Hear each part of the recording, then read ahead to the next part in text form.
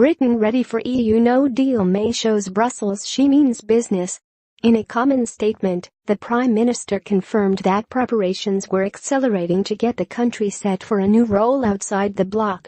Two government white paper documents yesterday laid out proposals for a UK customs regime and trade policy that can be swiftly put in place in the event of a failure to agree a new deal with the EU.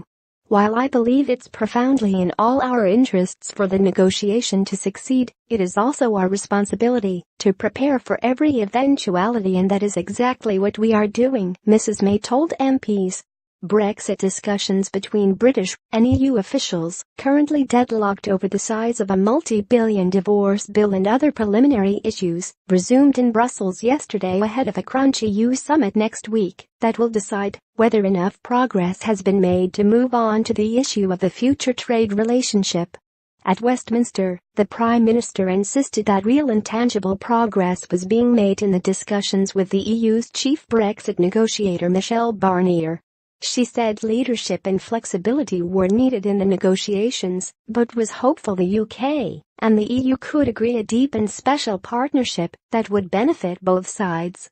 I am optimistic we will receive a positive response, because what we are seeking is not just the best possible deal for us, but also the best possible deal for our European friends too, she said. The Whitehall policy papers set out plans for a customs bill that will give the government powers to charge duty on goods, amend VAT and excise regimes and vary rates of customs duty and any quotas. It is only prudent the government prepares for every eventuality, the Whitehall policy document on future customs arrangements said.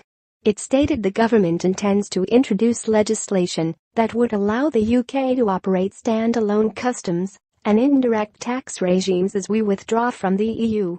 This will include the power to set customs duties, tariff rate quotas and preferences, as well as wider tariff-related provisions, it added.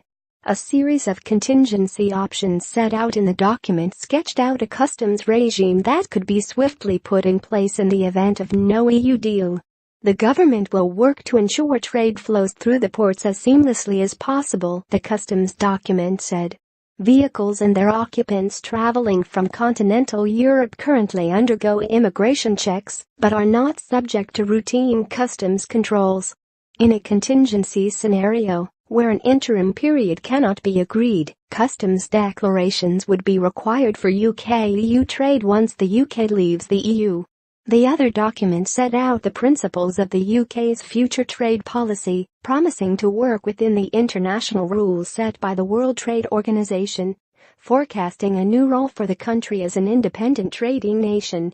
International Trade Secretary Liam Fox said, "This paper is the first exciting step and sets out the principles behind an approach which will help British businesses to make the most of trade opportunities, contribute to a growing economy, and create prosperity for communities up and down the UK."